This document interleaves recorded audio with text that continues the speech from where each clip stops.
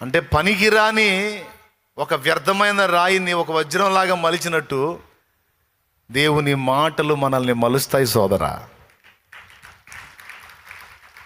ఐదవది ఇది దేవుని మాటలలో, దేవుని చిత్తములో, దేవుని ఇష్టములో మనం ప్రయాణం చేస్తే నిష్ప్రయోజనమైన మన బ్రతుకులు మనకును మన ఇంటి వారికినే గాక మన సమాజ ప్రజలకు అనేకులకు ఆశీర్వాదకరం అవుతాయి. ఎవరి లైఫో ఎందుకు, షాలేం రాజు అనేవాళ్ళ లైఫే చూడు. నా సాక్ష్యం ఎంతమంది విన్నారండి? థ్యాంక్ యూ, వందనాలు. ఒకవేళ వినకపోతే వినండి. షాలేం రాజు సాక్ష్యాన్ని కొట్టండి, వచ్చింది టీవీ, ఏమంటారు దాన్ని, సెల్ ఫోన్లో వచ్చింది చూడండి. ఏ పరిస్థితికి వెళ్ళిపోయామో. నేను ఇప్పుడు చెప్పింది నిజం. ఎందుకురా నాయన నేను బతకడం అనుకున్నాడిని నేను. ఈరోజు ఎంతోమంది ప్రాణాలు తీసుకుందామని సిద్ధపడిన వాళ్ళు బతికి బట్టగట్టి తిరుగుతున్నారు. ఈ ఈ ఈ ఈ అర్భకుడిని వాడుకొని ఆయన చేసిన కార్యం. నేను గొప్పవాడిని కాదు, ఆయన మాట విన్నందుకు నాకు ఈ అదృష్టం లభించింది, ఈ ధన్యత లభించింది. ఆయన మాటలో ప్రయాణం చేసినందుకు. నీకు కూడా ఇలాంటి బతుకు కావాలనుకుంటే రాజీ లేదు, సచ్చినట్టు దేవుడి మాట వినాల్సింది. అమ్మాయి అంతేనమ్మాయి, అబ్బాయి అంతే. జీవితాన్ని అప్పచెప్పటం ఆయనకి. ఆయన అనుభవాల్లో గుండా తీసుకెళ్తాడు. ఏ అనుభవంలో నుంచైనా తీసుకెళ్ళదు. అది చేదైన అనుభవం కానీ మధురమైన అనుభవం కానీ ఆయన తీసుకెళ్తాడు. నువ్వు వెళ్ళు అంతే. ముందు ఆయన ఉంటాడు, వెనక నువ్వు నడు అంతే. కొన్నాళ్ళు ప్రయాణం చేయి. ప్రయాణం జరిగే కొద్దీ నీ జీవితం మారిపోవటం, ఇతరులకు కూడా నువ్వు దీవెనకరంగా మారటం, నీలో విప్లవాత్మకమైన మార్పులు కలగటం నువ్వు గుర్తిస్తావు. ఓకే. మొదటిది ఏంటి చెప్పాను? పరలోక రాజ్యంలో ప్రవేశిస్తాడు, దేవుని చిత్తం నెరవేర్చేవాడు. రెండోది ఏం చెప్పాను? దేవుని విశ్రాంతిలో, ప్రశాంతతలో,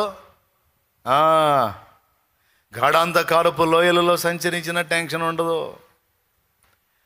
ఇంత పెద్ద ఇబ్బంది వచ్చిందే, ఇట్లాంటి ఘట్టం వచ్చిందే, ఎట్ట బయటపడతావో అని జనం నిన్ను చూసి ఎడుతుంటారు.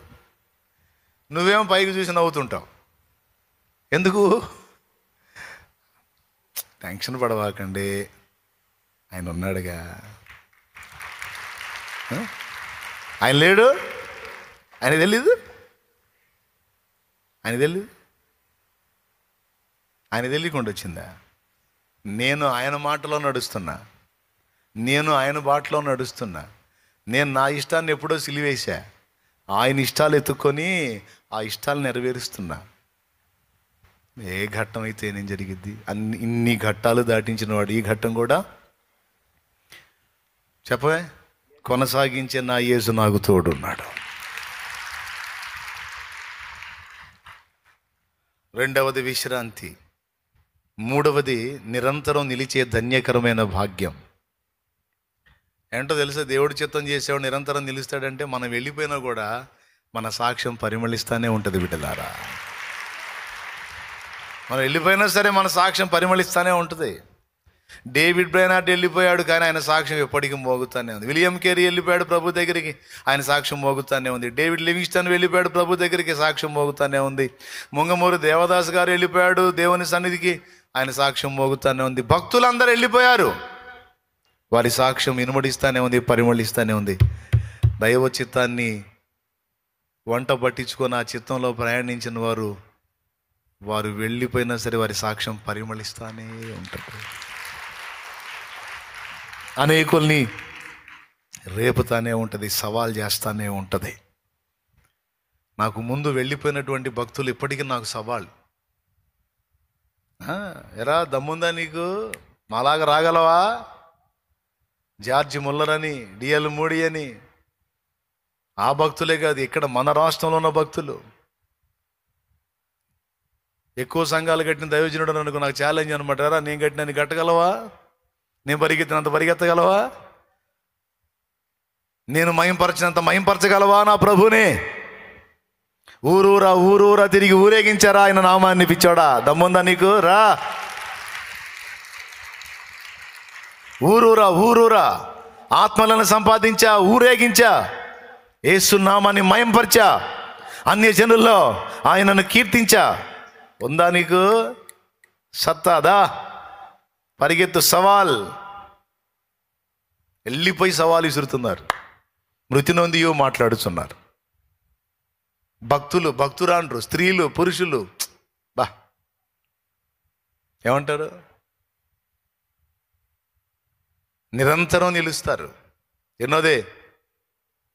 4వది, సింహము వలె, సింహమునకు మించిన ధైర్యాన్ని కలిగి ఉంటారు. సింహం కూడా అదురుపోయింది. వెనకాలకు పోయి అటాక్ చేసేవనుకు సింహం కూడా అదురుపోయింది. నెట్లో ఆ వీడియోలు కూడా ఉన్నాయి. సింహం వెనకాలకు పోయి ఒకడు పట్టుకుంటాడు, దాన్ని పెంచినోడు, అదురుపోయింది అది. అంతేకాదు, కొన్ని జంతువులు ఏకమై సింహాన్ని అటాక్ చేసినప్పుడు సింహం అదురుపోయిపోయింది. అడవి దున్నలు కొన్ని దాని మీద ఎగబడ్డప్పుడు వెళ్ళిపోయింది, అదురుపోయి. అందుకే నేను చెబుతున్నాను, సింహమునకు మించిన ధైర్యాన్ని దేవుడు తన చిత్తం చేసేవాడికి ఇస్తాడు, చిత్తం చేసే స్త్రీకి ఇస్తాడు. ఎన్నైనా 4. 5వది అది కాదు, జీవితం మలుపు తిరిగిద్ది. దైవ చిత్తాన్ని నెరవేర్చేవాడు తనకే కాదు అనేకులకు ప్రయోజనకారిగా మారిపోతాడు. దేవుడు అలా చేస్తాడు. ఇంకా చాలా ఉన్నాయండి. దైవ చిత్తం చేసేవాడికి దేవుని దగ్గర బహుమానం ఉంది.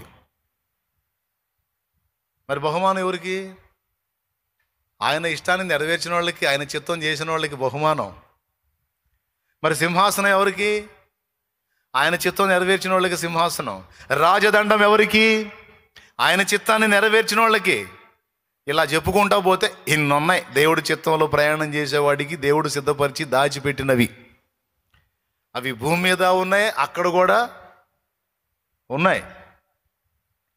ప్రకటన గ్రంథం 2వ అధ్యాయం 3వ అధ్యాయంలో వాగ్దానం చేసిన అన్నీ కూడా దైవ చిత్తం నెరవేర్చేవాడికే.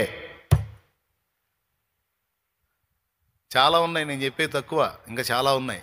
అవన్నీ పొందుతారు. కాబట్టి ఇప్పుడు అన్నిటికంటే ప్రాముఖ్యం ప్రభువా అని పైపైన పిలవటం కాదు. ప్రభు చిత్తము చొప్పున లేదా పరలోకమందున తండ్రి చిత్తం చొప్పున చేయటం, బ్రతకటం, దానికోసం పోరాడటం, దానికోసం ప్రయాసపడటం. Okay, right. ఇప్పటిదాకా నేను చెప్పింది ప్రభు చిత్తం చేసేవారికి కలిగేటువంటి లాభాల గురించి. ఇప్పుడు రెండవ ప్రశ్న నెంబర్ 1, ప్రభు చిత్తం చేసేవాడికి అనుగురే ప్రయోజనాలు ఏమిటి అనేది. రెండవది, ప్రభు చిత్తం ఎలా తెలిసిద్ది? ప్రభు చిత్తం ఎలా తెలిసిద్ది అంటే పరిశుద్ధ గ్రంథంలో చాలా వరకు తన చిత్తాన్ని మనకు పొందుపరిచాడు. వాటిల్లో ఒకటే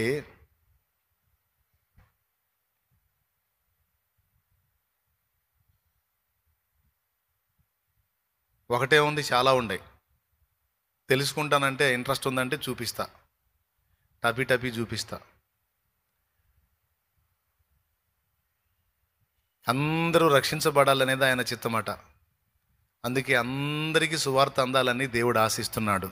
ఒకడైనను నశించుట పరలోకమందున్న మీ తండ్రి చిత్తము కాదు, అంతటా అందరూ రక్షింపబడాలనేది ఆయన చిత్తము అని ప్రభు తెలియజేశాడు మత్తయి సువార్తలో. ఏడుందో మీరే దేవులు ఆడుకోండి. అది కూడా తెలియదేంది?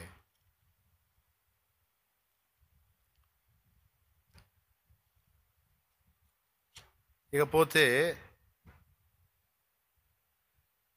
తిమోతికి రాసిన మొదటి పత్రిక 2వ అధ్యాయము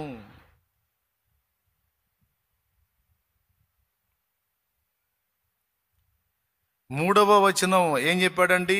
రాజుల కొరకు, అధికారుల కొరకు, ప్రజలందరి కొరకు, మనుషులందరి కొరకు ప్రార్థన, విజ్ఞాపన, యాచన, కృతజ్ఞతాస్తుతులు చేయవలనని హెచ్చరించుచున్నాడు. ఇది మంచిదియు మన రక్షకుడకు దేవుని దృష్టికి అనుకూలమైనదియునై ఉన్నది. ఆయన మనుషులందరూ రక్షణ పొంది సత్యమును గూర్చిన అనుభవ జ్ఞానం గలవారై ఉండవలనని ఇచ్చయించుచున్నాడు, కోరుచున్నాడు, చిత్తము కలిగి ఉన్నాడు.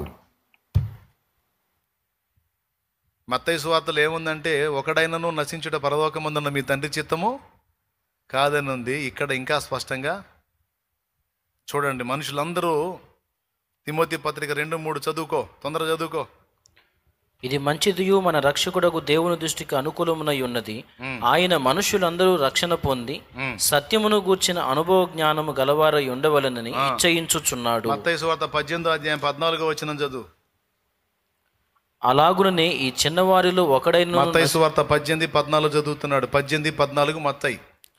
అలాగుననే ఈ చిన్నవారిలో ఒకడైనను నశించుట పరలోకమందున్న మీ తండ్రి చిత్తము కాదు. అది తండ్రి చిత్తం ఏంటంటే అక్కడ చెప్పాడు. ఎక్కడ చెప్పాడు? తిమోతి పత్రికలో అందరూ రక్షణ పొందాలనట. అందరూ రక్షణ పొంది సత్యమును గూర్చిన అనుభవ జ్ఞానం కలిగి ఉండాలనేది దేవుడి చిత్తమట. అక్క రాసుకో. నంబర్ 1 ఏంటి దేవుడి చిత్తం? చిత్తం ఏదో తెలిస్తే చేసేద్దు నన్నయ్య. ఇప్పుడు చెప్పా, రాసుకొని చేసుకో. మరి దేవుడి చిత్తం ఏదో చెప్పమను, టపి టపి చేసేస్తా. ఇన్ని ఆశీర్వాదాలు ఉన్నప్పుడు ఆ చిత్తం ఎందుకు చేయకుండా ఉండాలి? చేస్తా. చెప్పు, ఏంది ఆయన చిత్తం? ఏం చెప్పండి. ఆయన చిత్తం ఒకడైనా నశించుట ఆయనకి ఇష్టం లేదట. అందరూ రక్షణ పొంది సత్యమును కూర్చుని అనుభవ జ్ఞానం గలవారై ఉండాలని ఆయన కోరిక కలిగి ఉన్నాడట, చిత్తమై ఉన్నదట. ఆహా, అందరు రక్షణ పొందాలా? ఓ, మనోళ్ళు ఏడైతే అట్టయితే అందరు రక్షణ పొందాలంటే ఆయన చూసుకోవటం ఏదో మనోళ్ళు అయ్యే పని కాదు. ఇదేమి ఇప్పుడే చిత్తం ఏదో చెప్పమని చేసేస్తానన్నావుగా, చెయ్యాలి. అప్పుడు నేనేం చేస్తానంటే, ఒకడైనను నశించుట పరలోకమందున్న మీ తండ్రి చిత్తం కాదని అన్నాడే అంటే ఎదుటి వాళ్ళు రక్షింపబడాలని తండ్రి చిత్తమై ఉంది. వాళ్ళు రక్షింపబడాలి, సత్యమును కూర్చిన అనుభవ జ్ఞానం కలిగి ఉండాలి. ఇప్పుడు వాళ్ళు రక్షణ పొందాలంటే నేనేం చేయాలి? నేనేం చేయాలంటే నా ఉద్యోగం ఏదో నేను చేసుకుంటా, నా పని ఏదో నేను చేసుకుంటా, ముప్పోట్లా తిని పొద్దున ఒకసారి సాయంత్రం ఒకసారి ప్రార్థన చేసుకొని నిద్రపోవాలి. అంతే కదా? మరి అందరూ రక్షణ పొందాలంటే నేనేం చేయాలి? నాతో పాటు ఈ సత్యం తెలుసుకున్న ప్రతి క్రైస్తవుడు ఏం చేయాలి? ఇప్పుడు మనుషులందరూ రక్షణ పొందాలంటే అందరినీ నేను చుట్టి రాకపోయినా నాకు అందుబాటులో ఉన్న వాళ్ళనైనా ప్రభావితం చేస్తూ ఉంటే, అలాగా ప్రతి క్రైస్తవుడు ఎవరికి అందుబాటులో ఉన్న వాళ్ళని వాళ్ళు ప్రభావితం చేసి క్రీస్తు కొరకు రక్షణలో నడిపిస్తూ ఉంటే ఒకనాటికి ప్రపంచం మొత్తానికి తెలిసిపోద్ది. 10,000 మైళ్ళ దూరమైన ఒక్కడుగుతోనే ప్రారంభం కదా. కాబట్టి ఒక్కొక్క ఆత్మకు చెబుదాం, అబ్బా ఇది దేవుని చిత్తం కదా. రక్షణ పొందిన నేను నా మట్టుకు నేనే ఉంటే ఎట్లా? తెలియని వాళ్ళకు కూడా చెప్పాలి కదా, ఇది న్యాయం కదా, ఇది తండ్రి చిత్తం కదా. ఇక అప్పటి నుంచి ఏం చేశాను? పక్కన వాళ్ళకి సువార్త చెప్పడం. అదమ్మా ఇప్పుడు అడిగారు మీరు, తండ్రి చిత్తం కావాలి, తండ్రి చిత్తం ఏదో తెలుసుకోవాలని ఎంతమందికి ఉంది? తెలుసుకొని ఏం చేస్తారు? ఏంది అంటే తెలుసుకొని నోట్స్లో రాసి పెట్టుకుంటాం అంతే. ఇక అంతమించి ఏం చెయ్యం. తెలుసుకొని రాసి పెట్టుకుంటా. తెలుసుకోవాలని ఎంతమందికి ఉంది? చేతులు ఎత్తాను. నాకు తెలుసుకోవాలని ఉంది, తండ్రి చిత్తం తెలుసుకోవాలని ఉంది. రైట్.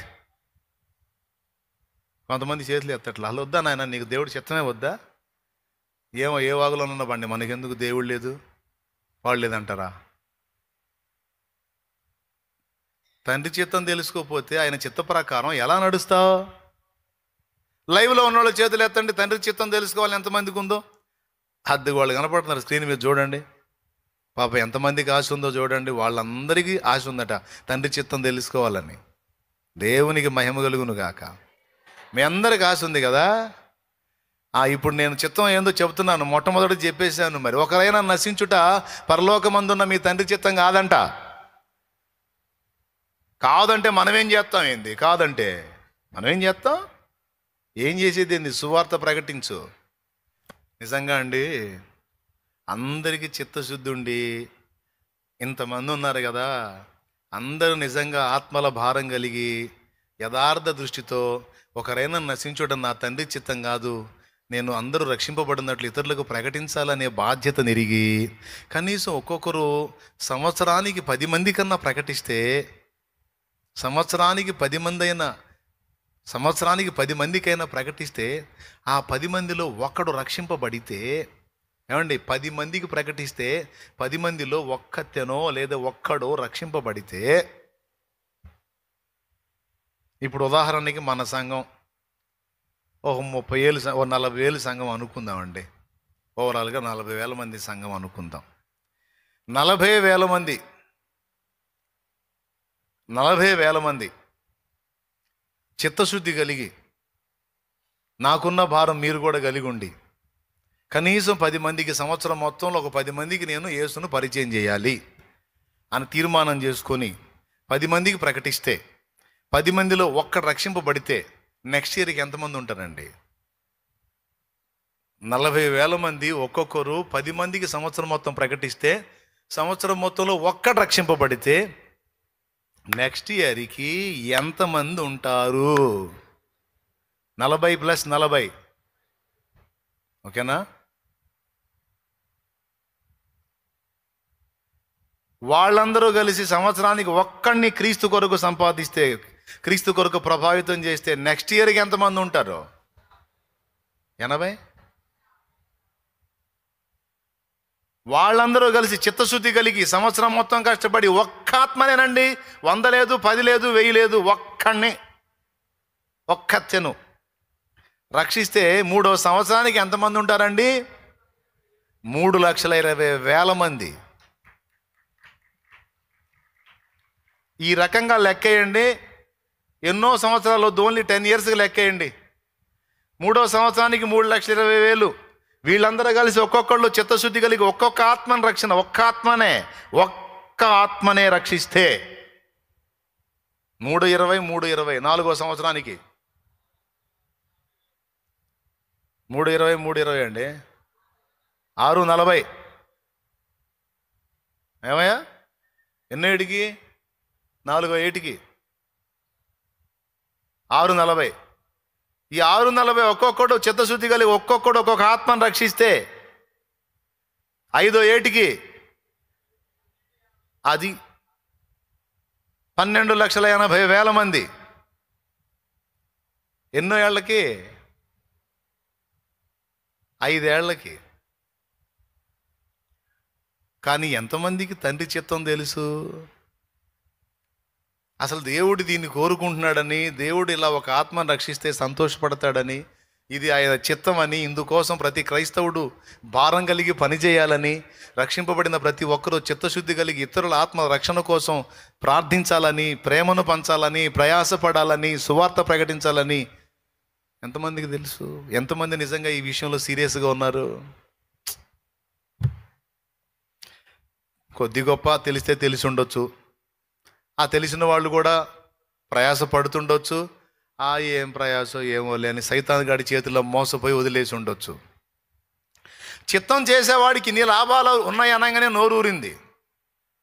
అబ్బా, ఇన్ని బెనిఫిట్స్ ఉన్నాయా దేవుని చిత్తం చేసేవాడికి, అట్టయితే నేను చేస్తాను అన్న. Okay, right. ఇప్పుడు నీ ముఖానికి ఒకటి చెప్పా,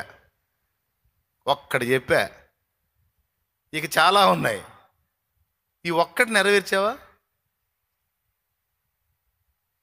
కనీసం ఏమండి, ఒక కొత్త ఆత్మ నీ ముందు కనపడ్డప్పుడు ఒక బాధ్యత ఉండాలి కదా. ఈ ఆత్మకి ఎట్లనన్నా యేసయ్యను పరిచయం చేసి రక్షించాలన్న బాధ్యత ఉండాలి కదా. మరి ఎంతమందికి ఉందండి?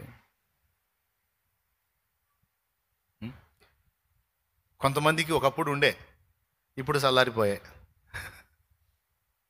ఒకప్పుడు భలే తపనుండే, దొరికిన వాళ్ళకల్లా చెబుతుండే, ఇప్పుడు ఛార్జింగ్ అయిపోయాయి. ఇప్పుడు ఎవరికి చెప్పబుద్ధి కాకపోతుండే. ఎందుకు అలా అవుతుండే ఏమో, ఎవరికి తెలిసి ఉండే? దేవునికి స్తోత్రం. నిజమే కదా. కొంతమందికి ఒకప్పుడు భలే తీవ్రత, ఏమైపోయింది? ఆత్మను చల్లార్చుకున్నారు, ఆత్మను ఆర్పేసుకున్నారు. భగ మండే సువార్త జ్వాలని సైతాను ఆర్పేశాడు. రకరకాల పరిస్థితులు కల్పించి, శోధనలు కల్పించి చల్లార్చాడు. వాడు చల్లారిస్తే ఊరుకుంటామండి? మళ్ళా మండొద్దు, దేవుని పాదాల దగ్గరికి చేరొద్దు. యేసయ్య మొదట నేను ఎలాగున్నానో అలాగున నేను మళ్ళీ ఉండునట్లు ఆ మొదటి క్రియల్లోనికి, ఆ మొదటి ప్రేమలోనికి నన్ను రప్పించవయ్యా, నన్ను తిరిగి మండించవయ్యా, నన్ను తిరిగి బ్రతికించవయ్యా, నా పూర్వస్థితి నాకు కలిగించవయ్యా అని ప్రార్థించొద్దు, ప్రార్థించాలి. అది దేవుని చిత్తం. ఆత్మను ఆర్పేసుకోకూడదు. వాడు పని అదే. మనలో రేగినటువంటి సువార్త జ్వాలని నీళ్లు పోసి ఆర్పుతుంటాడు ఆ దరిద్రుడు. రకరకాల పరిస్థితులు కల్పించి కొంతమందికి లోకాశలు పుట్టిస్తాడు.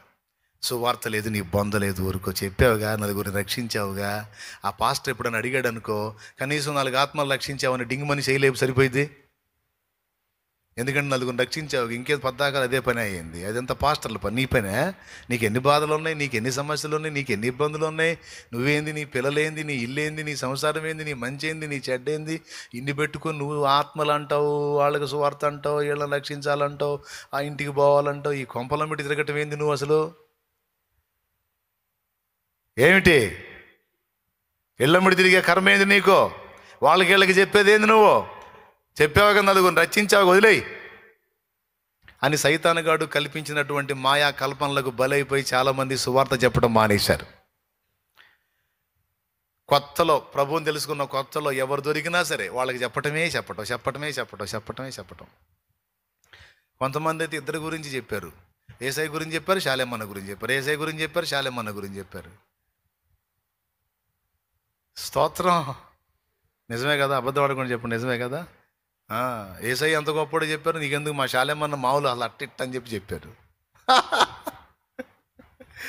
చెప్పారు కదా? నా గురించి అక్కర్లేదు, నా గురించి చెబితే ఎవడు రక్షించబడతాడులే, కానీ యేసయ్య గురించి నువ్వు ఎందుకు చెప్పటం మానేశావు? నీ నోరు ఎందుకు మూతపడిపోయింది యేసయ్య గురించి చెప్పకుండా? అది దేవుడి చిత్తం అని తెలుసు కదా. కొంతమంది ఉన్నారు, భిక్షగాడిని కూడా బానీరు.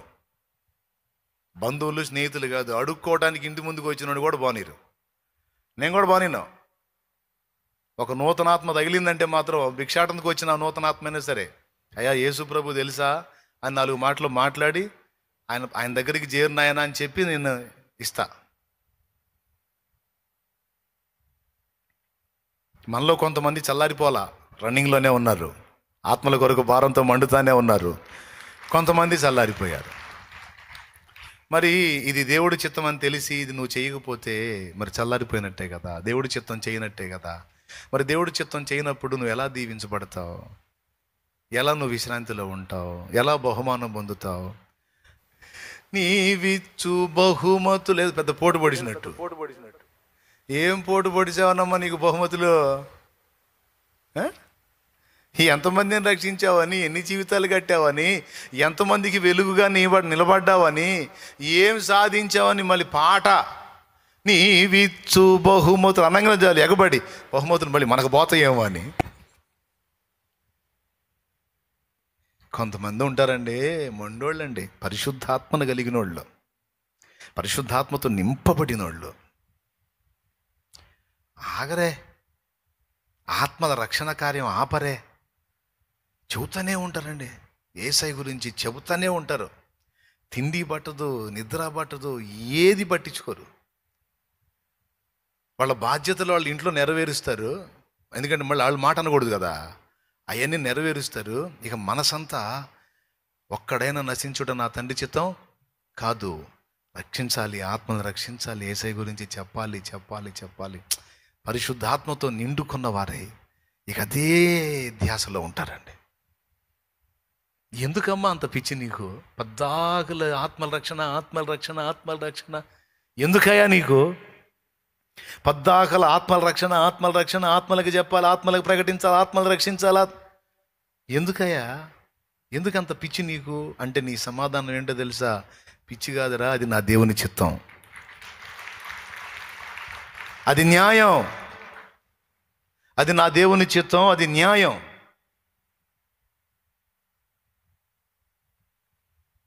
అయ్యో, సువార్త ప్రకటించకపోయిన ఎడల నాకు శ్రమ. నేను చెప్తానే ఉండాలి, నా నోరు ఆగకూడదు, నా ప్రభువుని గురించి చెప్పాలి, తెలియని వాళ్ళకి నా యేసయ్యని ప్రచురపరచాలి. ఆయన బహుమానం ఇవ్వకపోని నేను చెప్పటం వల్ల ఒక ఆత్మ రక్షించబడిద్ది కదా, నరకం నుంచి కాపాడబడతాడు కదా, యేసయ్య నాకు బహుమానాలు ఇవ్వపోయినా పర్వాలా, సాటి మనిషిని ప్రేమించి ఒకరిని రక్షించాలి కదా అనే భారం వాళ్ళ గుండెల నిండా నిండుంటుందండి. కొంతమందికి చదువు కూడా ఉండదు, అయినా ఏమి తపనో ఆత్మని రక్షించాలని. కొంతమందికి అన్ని ఉండి కూడా భారం ఉండదు. సో ఇప్పుడు మీకు ఒక్కటి చూపించాను నేను, ఇంకా ఉన్నాయి మరి. ఒకటే చూపించింది, ఎంతమందిని కదిలిచ్చావు? సువార్త ప్రకటించే నీ నోరు కొనసాగుతుందా, మూతబడిపోయిందా? తెల్లబారిన పొలమును జూచి తెల్లవారక వాళ్ళకి వీళ్ళకి సువార్తలు చెప్పుకుంటా తిరిగితే నాకేం వచ్చిద్ది, నాకేం ఒరిగిద్ది? నీకేం వచ్చిద్దా, నీకేం ఒరిగిద్దా? అంటే నశించిపోతున్న ఆత్మలకు సువార్త చెప్పటం వల్ల ఏ ప్రయోజనం లేదా? దేవుడి చిత్తం నెరవేర్చే నీకు ఆయన కృపజూపక మానతాడా? ఆయన ఆశీర్వదించడా? ఆశీర్వదించడా? నిన్ను ఆశీర్వదిస్తాడు, నీకు పుట్టిన వారిని కూడా ఆశీర్వదిస్తాడు. ఏ బాధ్యతల గురించి నువ్వు గందరగోళమై పిచ్చి పెట్టినట్టు అయిపోతున్నావో ఆ బాధ్యతలన్నీ ఆయనే గట్టెక్కిస్తాడు. ఆయనే గట్టెక్కిస్తాడు. నీ మనసును ఎడిదిప్పుకోవాలి నువ్వు. అల్పమైన వీటి కోసం కాదు, శాశ్వతమైన దేవుని కార్యాల కోసం నీ మనసును తిప్పుకోవాలి నువ్వు. నా మనసును తిప్పుకోవాలి నేను. క్రీస్తు సువార్త ప్రకటించే మన నోరు మూతపడకూడదు.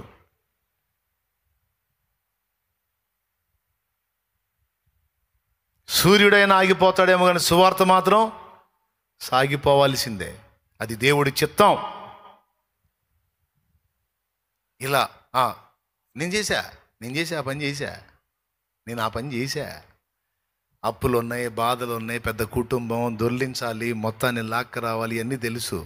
ఒక పక్క వర్క్ చేసుకుంటానే, ఒక పక్క ఫ్యామిలీని రొటేట్ చేసుకుంటానే, మరో పక్క ఎవరైనా ఎరగనోళ్ళు పరిచయం అయ్యారంటే సువార్త చెప్పకుండా వదిలిపెట్టేది లేదు. తినే తిండైనా సరే ఆడబెట్టి ముందు సువార్త చెప్పాలి. నా దేవునికి స్తోత్రం. అవన్నీ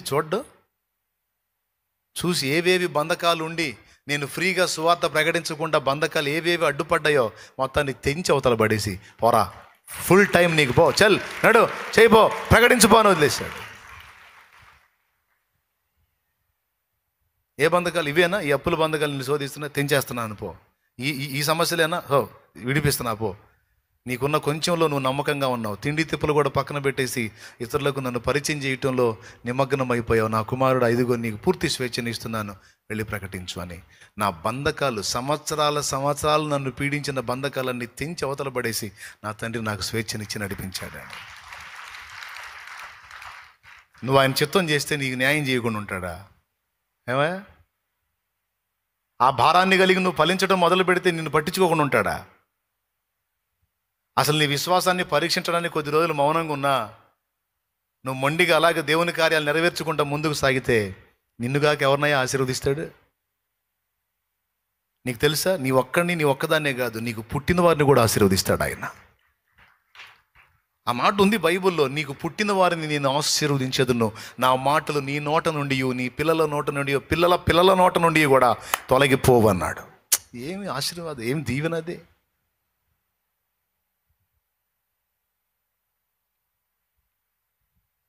చెప్పండి, ఇంకా ఏం చిత్తం ఏంటి? సువార్త ప్రచురపరచుట దేవుని చిత్తం.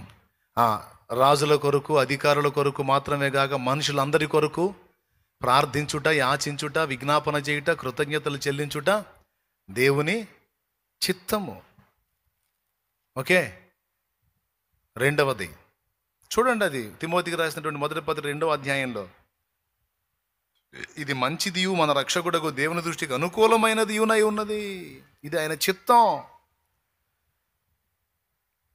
అనేక మంది ఆత్మల రక్షణ కోసం మనం గోజాడటం దేవుని చిత్తం, ప్రార్థించటం దేవుని చిత్తం, అంగలార్చటం, మొర్ర పెట్టడం దేవుని చిత్తం, చిన్న చిన్న గుంపులుగా ఏర్పడి ఆత్మల కొరకు భారముతో మూలుగుట దేవుని చిత్తం. మనం నోరు తెరిచి ప్రకటించటమే కాదు, నోరు తెరిచి ప్రార్థించాలి కూడా.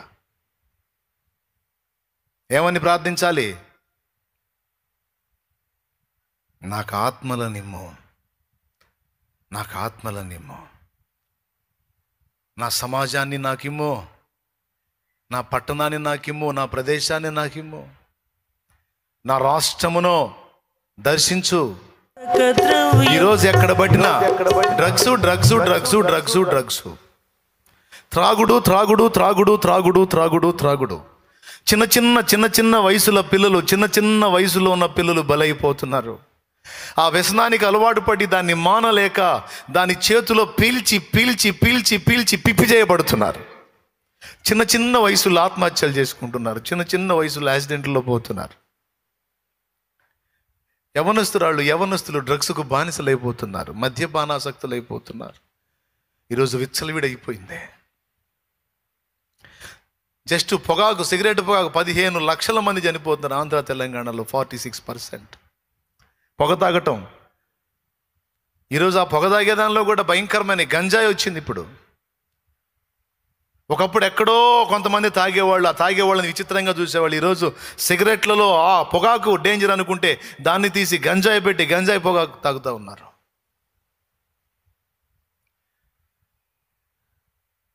త్రాగుడికి లక్షల జీవితాలు బలైపోతున్నాయి, డ్రగ్స్కి లక్షల జీవితాలు బలైపోతున్నాయి. వాళ్ళ కోసం మన అంగలార్పేది. సంవత్సరానికి త్రాగుడు వల్ల 13 లక్షల మంది చనిపోతున్నారండి. ఒక 1 ఇయర్కి కేవలం త్రాగుడు వల్ల 13 లక్షల మంది చనిపోతున్నారు. అదే యవన బిడ్డలు క్రీస్తు కోసం నిలబడితే, అదే యవన బిడ్డలు మారు మనసు పొంది రక్షింపబడి వాళ్ళు దేవుని పరిచారకులై ఆత్మల సంపాదకులైతే ఆ కుటుంబాలు దీవించబడతాయి. అనేక మంది త్రాగుబోతులు మారుతారు కదా, అనేక మంది బ్రతుకులు బాగు చేయబడతాయి కదా, వాళ్ళు బతుకుతారు, అనేక మందిని బతికిస్తారు కదా. ఈరోజు ఎన్ని కుటుంబాలు కూలిపోతున్నాయో ఒక్కసారి ఆలోచించండి, ఎన్ని జీవితాలు భగ్గున మండిపోతున్నాయో.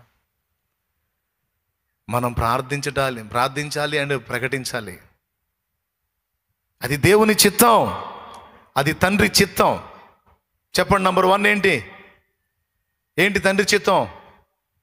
మనుషులందరూ రక్షణ పొంది సత్యమును కూర్చుని అనుభవ జ్ఞానం కలిగి ఉండాలనేది తండ్రి చిత్తం, నంబర్ 1. నంబర్ 2 అంటే మనం ప్రకటించటం తండ్రి చిత్తం. 2 మనం ప్రార్థించుట. మనుషులందరి కొరకు ప్రార్థించమన్నాడు, రాజుల కొరకు అధికారుల కొరకు ప్రార్థించమన్నాడు, విజ్ఞాపన చేయమన్నాడు, యాచించమన్నాడు, కృతజ్ఞతలు చెప్పమన్నాడు. నిజంగా ఎంతమంది భారం కలిగి చేస్తారు? ఇది 2వది. 3వది, దేవుణ్ణి నమ్మినటువంటి వాళ్ళు సాక్ష్యాన్ని కాపాడుకోమని దేవుడు తన చిత్తమును వెల్లడి చేశాడు. తెస్సలోనికీయులకు రాసినటువంటి మొదటి పత్రిక ఒకసారి మీరు తీయగలిగితే అయిపోయింది. ఇక ముగింపులోకి వచ్చేసాను. ఇంక మీరు చెప్పమన్నా టైం లేదు. తెస్సలోనికీయులకు రాసినటువంటి పత్రిక 4వ అధ్యాయము 4వ వచనం చదువు. 4-5 కలిసి ఉంటుంది. మీలో ప్రతి వాడును దేవుని ఎరుగని అన్యజనుల వలె కామాభిలాషయందు కాక పరిశుద్ధత యందును ఘనత యందును తన ఘటమును తన శరీరమును ఎట్లు కాపాడుకొనవలెనో అది ఎరిగి ఉండుటయే దేవుని చిత్తము అని ఉన్నది అక్కడ. ఈరోజు దేవుణ్ణి నమ్ముకున్నటువంటి యవనస్తురాళ్ళు విచ్చలవిడి జీవితానికి అలవాటు పడిపోయారు. వివాహాలకు ముందే లైంగిక పాపానికి అలవాటు పడిపోయారు. ఈరోజు అది తప్పు కాదు. వాళ్ళు ఇష్టం వచ్చినట్టు చేస్తూ ఉన్నారు. ఈరోజు వివాహ సంబంధాలు కూడా మంట కలిసిపోతూ ఉన్నాయి. సహజీవనం తప్పు కాదని చెప్పి కోర్టు తీర్పులు ఇస్తూ ఉంది. తెలుసా మీకు?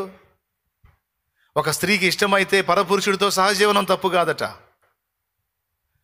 ఒక పురుషుడికి ఇష్టమైతే వేరే స్త్రీతో సహజీవనం తప్పు కాదట. చట్టాలు మారిపోతున్నాయి, భయంకరమైన పరిస్థితులు వస్తూ ఉన్నాయి.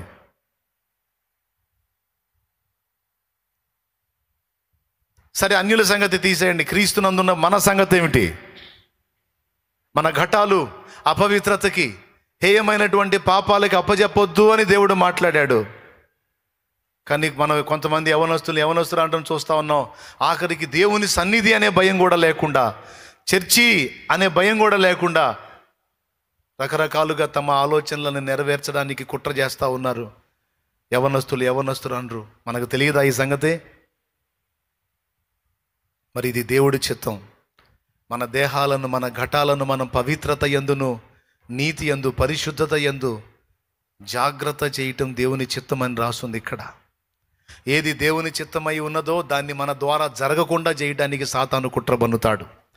సువార్త ప్రకటించి ఆత్మలను రక్షించడం దేవుని చిత్తం అంటే మనలో సువార్త జ్వాల ఆరిపోయేటట్టు శత్రువు చేస్తాడు.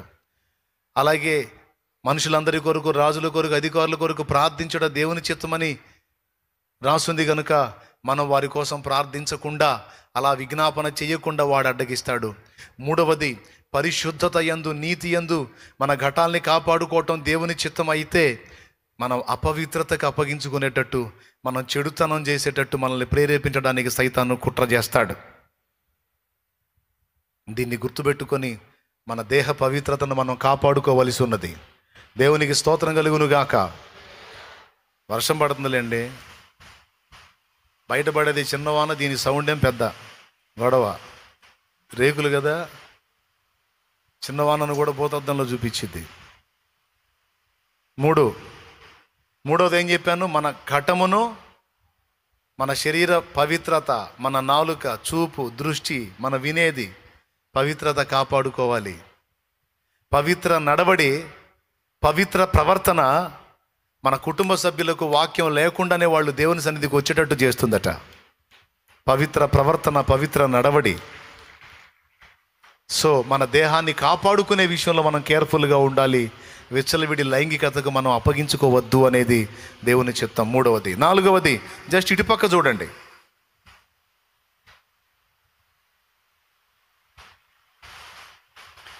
ఇటుపక్క చూడండి. 5వ అధ్యాయము 12వ వచనం నుంచి. మరియు సహోదరులారా, ఒక్క నిమిషం, 16 మీరు ఇంటికి వెళ్ళి చదువుకోవచ్చు ఇవన్నీ. 5వ అధ్యాయం నుంచి, 5వ అధ్యాయము 12వ వచనం నుంచి 18వ వచనం వరకు, 12 నుంచి 18. మరియు సహోదరులారా, ఇవన్నీ దేవుని చిత్తమట. మీలో ప్రయాసపడుచు ప్రభువునందు మీకు పైవారై ఉండి మీకు బుద్ధి చెప్పు వారిని మనన చేసి వారి పనిని బట్టి వారిని ప్రేమతో మిక్కిలి ఘనముగా ఎంచవలనని వేడుకొనుచున్నాము. ఎవరైతే మీకు బుద్ధి చెప్పి మిమ్మల్ని భక్తిలోనికి, ఆత్మీయతలోనికి నడిపిస్తున్నారో వారిని మనన చేసి వారి పనిని బట్టి వారిని ప్రేమతో మిక్కిలి ఘనముగా పరిచారకులైతే, ఇప్పుడు నువ్వు కూర్చుంటావు, నీకు వచ్చి పరిచారకులు వడ్డిస్తారు, వారు నీ క్షేమాభివృద్ధి కోరుతున్నారు కనుక వారిని కూడా నీవు మన్నన చేసి ప్రేమతో వారిని గౌరవించాలట. వినపడుతుందా? వారి పనిని బట్టి. సేవకుడైతే తనను మనన చేయాలి, పరిచారకులైతే వారిని మనన చేయాలి. ఇది దేవుని చిత్తం. అంతేకాదు, నిన్ను రక్షణలోకి నడిపించిన వారిని కూడా, ఎవరైతే నిన్ను రక్షణలోకి నడిపించి యేసుక్రీస్తును పరిచయం చేశారో, రక్షణలో నడిపించారో వాళ్ళని కూడా నువ్వు మన్నన చేయాలి. వాళ్ళను కూడా నీవు నీ హృదయంలో నిలుపుకోవాలి. వారికి కూడా నువ్వు ఇచ్చేటువంటి సముచిత స్థానం ప్రేమతో ఇవ్వాలి. ఇది దేవుని చిత్తం. అక్కడి నుంచి 18వ వచనం వరకు మీరు చదివితే మొత్తం దేవుడి చిత్తం అంతా కూడా ఇంత పెద్ద మ్యాటర్ రాసింది అక్కడ. చదువు. మరియు ఒకరితోనొకడు సమాధానముగా ఉండు. మనము ఒకరితో ఒకరు గొడవలు పెట్టుకొని అసమాధానంగా ఉండటం దేవుని చిత్తం కాదు. ఒకరితోనొకడు సమాధానముగా ఉండటం దేవుని చిత్తం. చదువు. సహోదరులారా, మేము మీకు బోధించున్నది ఏమనగా, అక్రమముగా నడుచుకుని వారికి బుద్ధి చెప్పుడి. అక్రమంగా నడుచుకుంటున్నప్పుడు వాళ్ళకి బుద్ధి చెప్పాలి. వాళ్ళని మంచి దారికి తీసుకొని రావడానికి అవసరమైతే వారిని గద్దించి త్రోవలో తీసుకొని రావాలి. అది దేవుని చిత్తం. అంతేగాని వాళ్ళు ఎట్లా నడుతున్నారు, వాళ్ళు ఇష్టం వచ్చినట్టు, వీళ్ళు ఎట్లా ఊరేగుతున్నారు, వాళ్ళు ఇష్టం వచ్చినట్టు నాకెందుకు అనుకోకూడదు. అది దేవుని చిత్తం కాదు. మన సహోదరుడై ఉండి దారి తప్పి నడుస్తుంటే వారిని దారిలోనే తీసుకొని రావాలి. ఇది దేవుని చిత్తం. దానికోసం కొంచెం రిస్క్ పడాలి నువ్వు. ఈ రకంగా కిందికి చదివితే చాలా చెప్పాడు. చదువు. ధైర్యము చెడిన వారిని ధైర్యపరచుడి. ధైర్యము చెడి భయంలో బతుకుతున్న వాళ్ళకి ధైర్యాన్ని ఇవ్వాలి. ఇది దేవుని చిత్తం. బలహీనులకు ఓతనీయుడి, బలహీనంగా ఉన్నటువంటి వాళ్ళకి నీవు ఊతమవ్వాలి. ఇది దేవుని చిత్తం. అందరి ఎడల దీర్ఘశాంతము గలవారై ఉండుడి. అద్దుగదుగా అందరి తొందరపడి కోప్పడక కొంచెం ఇతరులను సహించేవారుగా ఉండాలి. ఇది దేవుని చిత్తం. ఎవడును కీడునకు ప్రతి కీడు ఎవనికైనా చేయకుండా చూచుకొనుడి. తెలిసి తెలియక ఎవడన్నా నీ కీడు చేస్తే తిరిగి వాడి మీద పగ తీర్చుకోకుండా పోనీలే అనుకొని వదిలేసే బుద్ధి నీకు ఉండాలి. ఇది దేవుని చిత్తం. మీరు ఒకని ఎడల ఒకడును మనుషులందరి ఎడలను ఎల్లప్పుడూ మేలైన దానిని అనుసరించి, నువ్వు ఏ పని చేసినా, నువ్వు ఏది చేసినా ఒక్కటే చూసుకో. ఇది నాకు క్షేమమా, నా వారికి క్షేమమా, ఇతరులకు క్షేమమా కాదా అనేది చూసుకో. ఏది చేసినా ఇతరులకు మేలైన దాన్ని అనుసరించి నడుచుకో. కీడు చేయొద్దు అన్నాడు. ఎల్లప్పుడూ సంతోషముగా ఉండుడి. ఇది కూడా ఒక చిత్తమే, దేవుని చిత్తం. నువ్వు ఎప్పుడు ఏడుపు కొట్టు ముఖం వేసుకొని తుమ్మల్లో పొద్దుపొడిసిన ముఖం పెట్టుకొని తిరగటం దేవుడి చిత్తం కాదు. నువ్వు ఎప్పుడు హ్యాపీగా ఉండాలంట, అది దేవుని చిత్తమట. నువ్వు ఎల్లప్పుడూ సంతోషంగా ఉండాలట, ఇది దేవుని చిత్తమట. ఎడతెగక ప్రార్థన చేయుడి. తెగక ప్రార్థన చేయుట కూడా దేవుని చిత్తం. ప్రతి విషయమందును కృతజ్ఞతాస్తుతులు చెల్లించుడి, ఇది దేవుని చిత్తం. ఇలాగు చేయుట యేసుక్రీస్తునందు మీ విషయములో దేవుని చిత్తము. అద్దుగో స్పష్టంగా చెప్పేశాడు చూడు. పైన చెప్పినవన్నీ చెప్పి ఇలాగు చేయుట మీ విషయములో దేవుని చిత్తము అన్నా. ఇన్ని చెప్పావు, యాడు గుర్తుంటే? అందుకే ఇంటికి పోయి చదువుకోమని చెప్పా. మీ సరుకు నాకు తెలుసుగా. దేవునికి స్తోత్రం, హల్లెలూయా. 2 సంగతులు మీకు అందించాను. మొట్టమొదటిది, దైవ చిత్తం నెరవేర్చేవాడికి అనుకూరే ప్రయోజనాలు ఏంటి అనేది మాట్లాడాను. దేవుని చిత్తం నెరవేర్చిన నా జీవితం ఎలాగ ఇతరులకు దీవెనకరంగా మారిందో సాక్ష్యం ఇచ్చా. సో దైవ చిత్తంలో మొట్టమొదటిది, ఒక రైనను నశించుట పరలోకమందున్న మీ తండ్రి చిత్తం కాదు గనక ఆత్మలకు సువార్త ప్రకటించుట దైవ చిత్తం. అంతేకాకుండా ఇతరుల కొరకు ప్రార్థించుట దైవ చిత్తం. మూడవది, పవిత్రతలో మన ఘటమును కాపాడుకొనుట దైవ చిత్తం. 4వది, ఇప్పుడు నేను చూపించిన వచనాలన్నీ. బిడ్డలారా, కనీసం ఈ 4వ దాన్ని ఇంటికి పోయి చదువుకున్నా ముందు చెప్పిన 3 గుర్తుంటాయని నా నమ్మకం. ఏంటి ఆ 3 చెప్పండి? ఇతరులకు సువార్త ప్రకటించుట దేవుడి చిత్తం అనండి. ఇతరుల కొరకు ప్రార్థించుట, పవిత్రతలో ఘటమును కాపాడుకొనుట,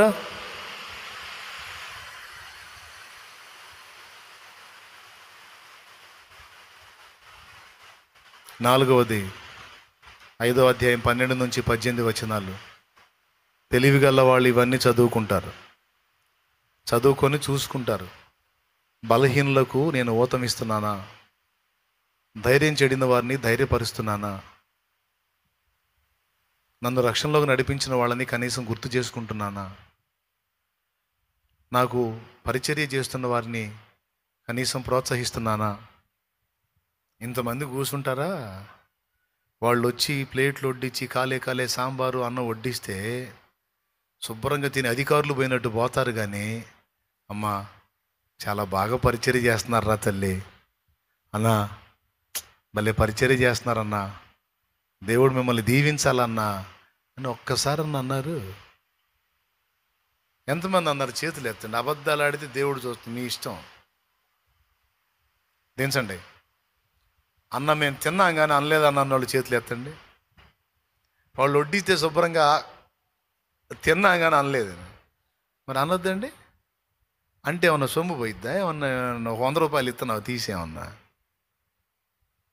ఏమండి, కష్టపడి నీకు ఉపచారం చేశారే, మెచ్చుకుంటే ఏం మునిగిద్దండి? ఒక్క అమ్మాయితోను చెల్లి బాగా కష్టపడ్డారమ్మా, బాగా కష్టపడుతున్నారా మీరు, నిజంగా మీరు చేస్తున్నారా, మీకు ఏం చేయలేకపోతున్నామమ్మా మేము అను, ఇంకా కాస్త చేయబుద్ధి అయింది. ఎంతసేపు కూర్చోవాలమ్మా? ఏంది ప్లేట్ పెట్టి రారేంది? అన్నం పెట్టారు, సాంబార్ వేయలే, ఏందో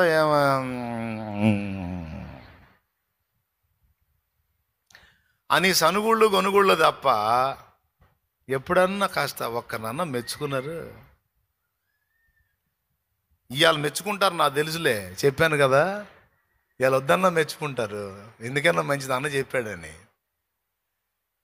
నేను చెప్పానని కాదు, మనసులో పుట్టాలండి, ఆ బుద్ధి పుట్టాలండి, అలాంటి మనస్తత్వం రావాలండి. నేను హోటల్లో తిన్నా మెచ్చుకుంటా, డబ్బులు ఇచ్చి తింటున్నా, నేనే ఊరక తింటల్లా, అయినా సరే మెచ్చుకుంటా. నేర్చుకోవాలి. మెచ్చుకోవడంలో పిసిని కొట్టు బతుకేం బతుకండి, నాకు అర్థం కాదు. మెచ్చుకోవాలి కదా. నేను ఇంతగా కష్టపడుతున్నాను, ఎప్పుడన్నా ఒకసారి అన్నా, చాలామన్నా మా కోసం చాలా కష్టపడుతున్నాం అన్నారు, మీరా అన్నారా? నాకు వినపడలేదులే. మన్నన్న చేసి అన్నాడు. మీరేం మెచ్చుకోవద్దులే కానీ జాగ్రత్తగా ఉండండి, నాకంతే 10,000 10 కోట్లు, మీరు భద్రంగా ఉంటే నాకు అంతే చాలు. రోజు మీకోసం వేడుకుంటా తండ్రిని, రోజు వేడుకుంటా, నా కోసం మీరు కూడా చేస్తారని తెలుసు. నాకు అంతే చాలు. నన్నేం మెచ్చుకోపోయినా మీకోసం కష్టపడ్డాళ్ళని. ఆ చెప్పులు ఇచ్చే వాళ్ళని ఎప్పుడన్నా మెచ్చుకున్నారు? అయ్యా ఎంతసేపు నిలబడాలి, వాళ్ళకి ఆమెకి ఇచ్చావు, ఏమకి ఇచ్చావు, ఆయనకి ఇచ్చావు, నాకు ఇది ఆఫీసర్లలాగా, చెకింగ్ ఆఫీసర్లలాగా వచ్చి పెత్తనాలు చేసి గోల్ చేయటం తప్ప, పసిబిడ్డలు అయ్యి చిన్నోళ్ళు పెద్దోళ్ళు ఏం కర్మ మీ చెప్పులు చేత్తో పట్టుకోవాలని వాళ్ళకి. నువ్వు పట్టుకుంటావా ఇంకొకటి చెప్పులు చేత్తో? పట్టుకుంటావా? మరి నువ్వు కాళ్ళకి ఏదో చెత్త చెదారం దొక్కొచ్చిన చెప్పులు తీసుకొస్తే నీట్గా తీసుకొని అక్కడ భద్రం చేసి ఇస్తున్నారే, ఎప్పుడన్నా మెచ్చుకున్నా? అందుకే వాళ్ళు కూడా పట్టించుకోవట్లే, ఎక్కడో పెట్టుకొని పోండి, మీరే పారేసుకొని పోండి అంటే చివరికి ఒక్కొక్కరికి ఒక చెప్పు దొరుకుతుంది, ఒక్కొక్కరికి ఒక చెప్పు దొరకట్లా.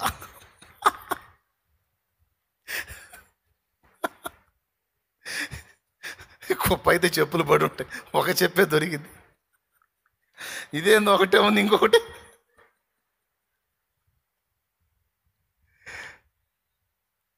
కష్టపడేవాడిని గుర్తించాలి కదండి. మరి బాబా నువ్వు కష్టపడుతున్నావు నాయన, నిజంగా నేనైతే పట్టుకోలేనయ్యా, నువ్వు ఎంత బాగా చెప్పులు అందిస్తున్నావు బాబు, దేవుని ప్రేమయ్యా ఇది, నిజంగా మీరు గొప్పోళ్ళు అయ్యా అని ఒక మాట. ఏనాడన్నా ఎగబడి తీసుకోవటం, తొందరగా ఈగిపోతే తగాదాడటం, సనగటం కొనగటం తప్ప వాళ్ళని ఎప్పుడు మెచ్చుకున్నారండి? ఆ మాట చెప్పాడు, దేవుడి చిత్తం అంట. కష్టపడ్డాళ్ళని గుర్తించి వాళ్ళ కష్టాన్ని ప్రశంసించి మాట్లాడటం. ఇది పుట్టాలండి, ఇది పుట్టాలి. అందరికి పుట్టిద్ది ఏంది అది? అందరికీ పుడితే అందరు గొప్పోళ్ళు గారు, కొందరికి ఉంటుంది అట్లాంటి బుద్ధి, అట్లాంటి మనసు, మెచ్చుకుని దేవుళ్ళ లాంటి మనసు. అది దేవుళ్ళ లాంటి మనసు అండి, ఎదుటి వాళ్ళ కష్టాన్ని గుర్తించి మెచ్చుకోవటం. నువ్వు అత్తగారివి, కోడలు ఏదన్నా కాస్త ఉపకారం చేసిందనుకో, మెచ్చుకోదు. అమ్మో మెచ్చుకుంటే కోడలు కొమ్ములు వస్తాయేమో అని భయం. ఎవడి కోసం చేసిద్ది ఏందంటది మళ్ళీ బిల్డప్. మా బంగారు తల్లి చేసావరా అమ్మా, నువ్వు చేసావా అను, ఇంకా 2 ఇంతలు చేసిద్ది. ఎవడి కోసం చేసిద్ది అంటే మంచంలో పడ్డప్పుడు తెపాలు తీసుకొని పొడిసిద్ది, అప్పుడు అణిగిద్ది. దేవునికి స్తోత్రం కలుగును. కొంతమంది అంతే, నువ్వు అస్సలు కుదరదు, ఉన్నమన్న సాటు ఉండరు, ఏం మాట్లాడాలో తెలియదు, ఎట్ట మాట్లాడతారో తెలీదు, తన్నులు తినే మాటలు మాట్లాడతారు. నోరే దేవుళ్ళు లాంటి మనసు ఏంది? మెచ్చుకోవాలి ఎదుటోడు, కష్టపడ్డోడు, త్యాగం చేసిన వాళ్ళు, కోడలైనా, అత్త అయినా, అమ్మ అయినా, నాన్నైనా, సేవకుడైనా, పరిచారకులైనా, ఎక్కడైనా సరే కొంచెం ప్రశంసించి మాట్లాడితే తప్పేంటండి? అది మంచి లక్షణం కాదు, శుభకరమైన బుద్ధి కాదు. కష్టపడ్డోళ్ళని కష్టపడుతున్నాను మెచ్చుకోవటం మంచి బుద్ధి కాదు, దైవ బుద్ధి అది. పిసినారి బతుకులు కొంతమంది అయితే, మిమ్మల్ని కాదులే, కొంతమంది పిసినారి బతుకులు కనీసం అనరు, ఇంత మాట అనరు అసలు. ఏం బతుకుల్లో ఏమో. నా వల్ల అయితే కాదు, కూర నచ్చిందంటే ఆకాశానికి ఎత్తుతా, స్తోత్రం. నచ్చలేదనుకో యావరేజ్ అనే వదిలేస్తా. సంతోషం కలిగిస్తే మాత్రం మెచ్చుకోకుండా ఉండలేను. నాకు దేవుడు నేర్పాడు. నేర్చుకోండి. దేవుడి చిత్తం అది. ధైర్యం చేయడింది వాళ్ళకి ఊతమియండి, ధైర్యపరచండి, బలహీనలకు ఊతమియండి. మీకోసం కష్టపడ్డ వాళ్ళని గుర్తు చేసుకొని కాస్త ప్రశంసించండి. భర్త దినమంతా కష్టపడి చాకిరీ చేసి వస్తాడు. ఏమి నీ దగ్గర నుంచి వెండి బంగారాలు ఆశిస్తాడా? నా కోసం పిల్లల కోసం భలే కష్టపడుతున్నావయ్యా అని ఒక్క మొక్క అంటే మనిషి కాళ్ళు కింద ఉంటాయా? మనిషి సుక్కల్లో తేలిపోడు అన్నారు కొన్ని బతుకులు అంతే అన్నారు. ఏం చేద్దాం జీవితాలు అని చూడు.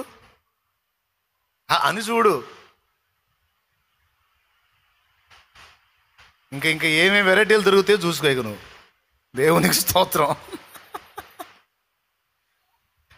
భర్తని భార్య గుర్తించాలి, భార్యని భర్త కూడా గుర్తించాలి. నువ్వు పొద్దంతా వెళ్ళి చాకిరీ చేసి కష్టపడుతున్నావా అని భార్య ప్రశంసిస్తే భర్తకి సంతోషం. భర్త కూడా ఏమనాలో తెలుసా? నేనేదో పని దగ్గర పోయి కాసేపు కొన్ని గంటలు కష్టపడుతున్నాను, నువ్వు ఇంటికాడుండి పిల్లలతో ఇంటి పని ఆ పని ఈ పని అని చేసి దినమంతా నువ్వు కూడా కష్టపడుతున్నావు. నిజంగా నాకు అన్ని విధాలా నువ్వు ఎంతో తోడ్పాటు అందిస్తున్నావు అమ్మాయి, నిజంగా నువ్వు దొరకటం నా అదృష్టం అను. రోజు 2 కూరలు చేసే మనిషి 4 చేసిద్ది. శుభ్రంగా ఆ దొండకాయ, బెండకాయ, వంకాయ ఫ్రైలు చేసి పెట్టిద్ది. చేసిందంత అప్పనంగా తింటమే కానీ ఎప్పుడు మెచ్చుకునే బతుకుండదు కొంతమందికి. మిమ్మల్ని కాదులే, మిమ్మల్ని ఆ మెచ్చుకొని బతుకుల్ని చెబుతున్నాను నేను. అనాలి ఇది దేవుని చిత్తం. నాకు తెలియదు, అక్కడ రాసి ఉంది. మన్నన చేసి అంటే అర్థమైంది ప్రశంసించి మర్యాద ఇచ్చి. వినపడుతుందా? వాన సౌండేనా? ఎంతమందికి వినపడుతుంది? చేతులు ఎత్తండి బాబా. పిల్లల్ని పెద్దలు మెచ్చుకోవాలి, పెద్దల్ని పిల్లలు ఘనపరచాలి. ఇది దేవుని చిత్తము. ఇలా చెప్పుకుంటూ కిందికి వస్తే ఎడదెగక ప్రార్థన చేయటం, ఎల్లప్పుడూ కృతజ్ఞతలు చెల్లించటం, ఎప్పుడు ఏడుపు కొట్టు మొహం వేసుకొని తిరగటం దేవుడి చిత్తమా? ఏడుపు కొట్టు మొహం కాదు, ఎల్లప్పుడూ సంతోషముగా. కొంతమంది ఫేసులు చూస్తే చూడాలనిపించింది. ఎందుకు? ఎప్పుడు చిరునవ్వు ఉంటుంది ముఖం మీద, చిరునవ్వు ఉంటుంది. కొంతమంది ముఖాలు చూస్తే పొరపాటును చూసని మనిషికి వెళ్ళి అనిపించింది. స్తోత్రం. కొంతమంది లేడీస్ ఉంటారు, కొంతమంది జెంట్స్ కూడా ఉంటారు. ఎప్పుడన్నా చూడు, దేవుని బట్టి ప్రశాంతత, చిరునవ్వు. దేవునికి మహిమ కలుగును గాక. హల్లెలూయా. ఏమంటే నా ముఖం ఎట్లుంటుందండి? ఉంటుందా? నవ్వు ఉంటుందా ముఖాన? ఏడుపు కొట్టు ముఖం వేసుకొని ముఖం నాకు ఇష్టం ఉండదు. నేను నవ్వుతా, నాకు చిరునవ్వే ఇష్టం. మీరు కూడా అలా నవ్వుతా దేవుళ్ళు ఆనందంగా ఉంటాం నాకు ఇష్టం. బాధలు నాకున్నాయి, మీకున్నాయి, కానీ బాధలతో పాటు యేసు ఉన్నాడుగా. లేకపోతే కదా మనం కృంగిపోవాలి. ఉన్నాడు కాబట్టి చింత లేదు.